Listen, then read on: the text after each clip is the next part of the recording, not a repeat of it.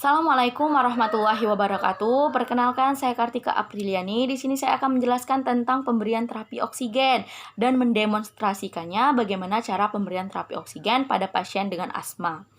Baiklah, sebelumnya saya akan menjelaskan tentang apa sih itu terapi oksigen.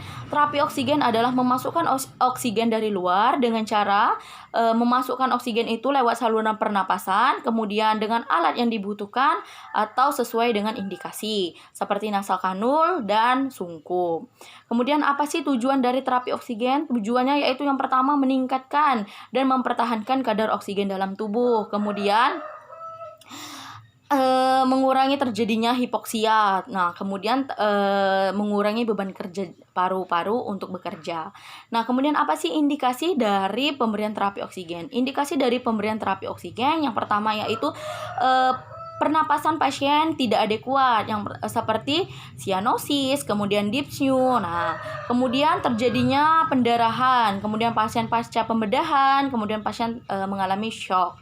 Itulah tadi indikasi, tujuan, dan pengertian tentang terapi oksigen. Nah, baiklah kita ke fase kerja. Nah, di sini saya mempunyai pasien, anggap saja ini pasien saya, yaitu Bapak Ahmad, umurnya 60 tahun. Beliau mengalami sesak napas. Nah, baiklah di sini saya akan melaksanakan standar operasional pemberian terapi oksigen. Di sini saya mempunyai alat. Sebelum melakukannya, saya akan memperkenalkan alat. Di sini saya mempunyai alat untuk melakukan terapi oksigen. Yang pertama itu, yang ini adalah nasal kanul, anggap saja ini nasal kanul. Kemudian ini humidifier lengkap dengan Aquades.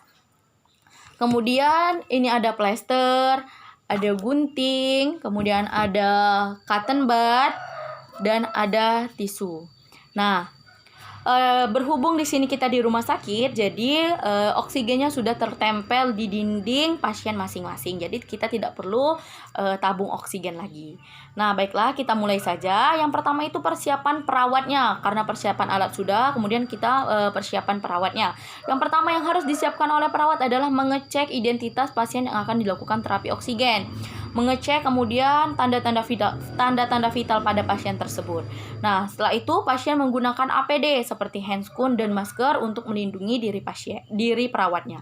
Kemudian persiapan pada pasien. Persiapan pada pasien yaitu kita memperkenalkan diri, menjelaskan tujuan, dan meminta persetujuan kepada pasien. Oke, baiklah kita mulai.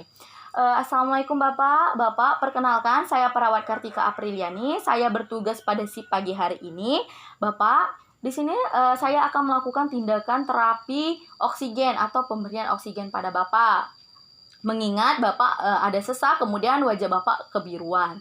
Nah, di sini kita tidak membutuhkan waktu lama Bapak sesuai dengan respon yang dikeluarkan oleh tubuh Bapak. Kalau Bapak tidak sesak lagi, kita akan berhentikan terapi oksigennya.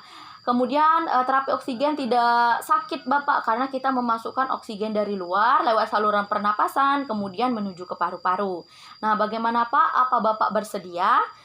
Jangan lupa minta persetujuan dari pasien. Jika pasien telah bersedia, maka kita akan menutup sampiran atau menutup privasi dari pasien.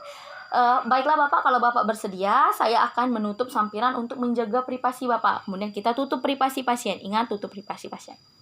Untuk menjaga privasi pasien, kita tutup sampiran.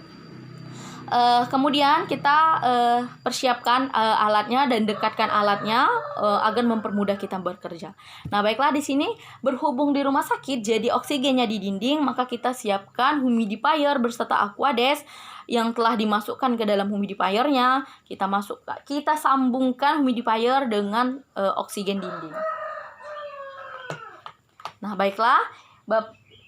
Setelah tersambung humidifier di dinding, kemudian kita meminta Bapak kira-kira posisi Bapak yang nyaman yang gimana Pak? Apa Bapak tidur seperti ini atau setengah duduk atau bagaimana Pak? Jangan lupa kita posisikan pasien sesuai dengan kenyamanan pasien pada saat dilakukan terapi oksigen. Oh, baiklah Bapak. Nah, respon dari pasien meminta untuk setengah duduk. Berarti ini artinya semi fowler. Posisi pasien agak ditinggikan setengah duduk begini. Nah, setelah itu kita sambungkan nasal kanul kita ke humidifier. Nah, sebelum itu kita cek dulu kira-kira nasal kanulnya kotor atau enggak, bersih atau tidak. Nah, misalnya kotor, kita bersihkan menggunakan cotton bud. Berhubung ini nasal kanul, jelas ada 2 lubang untuk hidung. Jadi kita bersihkan, kalau misalnya susah kita bersihkan pakai cotton bud. Nah, untuk penggunaan tisu bisa digunakan pada saat kita membersihkan nasal kanul. Juga bisa dibersihkan menggunakan pada saat kita menggunakan masker, sungkup. Nah, sungkup itu kita bersihkan. Nah, setelah kita bersihkan nasal kanul, kemudian kita sambungkan nasal kanulnya ke humidifier.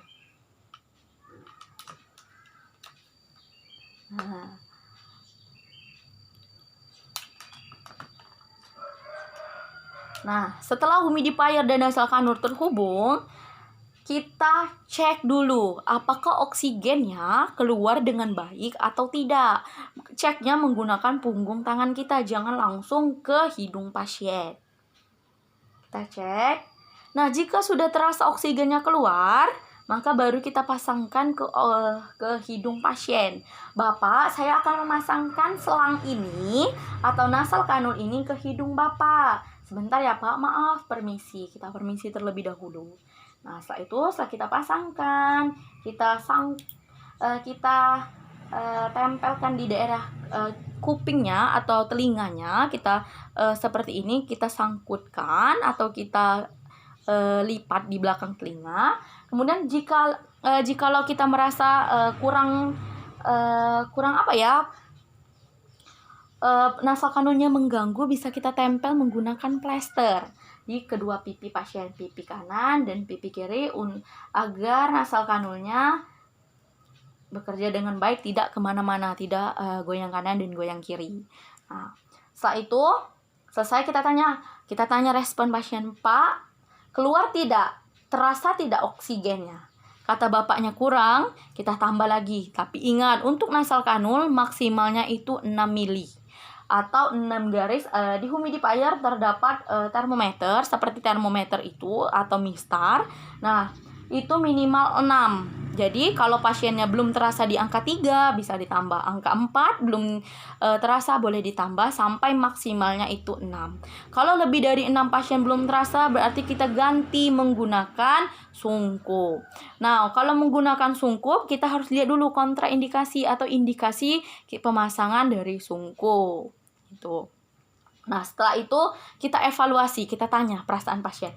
Pak, bagaimana Pak perasaannya setelah menggunakan nasal kanul?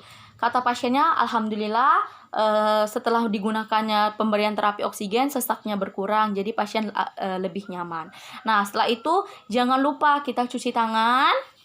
Setelah cuci tangan, kita bereskan alatnya, kemudian kita dokumentasikan bagaimana respon pasien, jam berapa tindakan keperawatan yang dilakukan, kemudian bagaimana respon pasien terhadap tindakan yang diberikan.